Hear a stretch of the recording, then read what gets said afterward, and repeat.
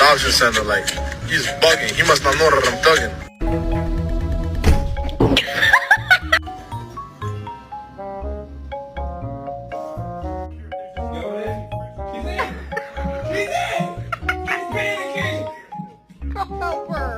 Daddy's coming. Daddy's coming.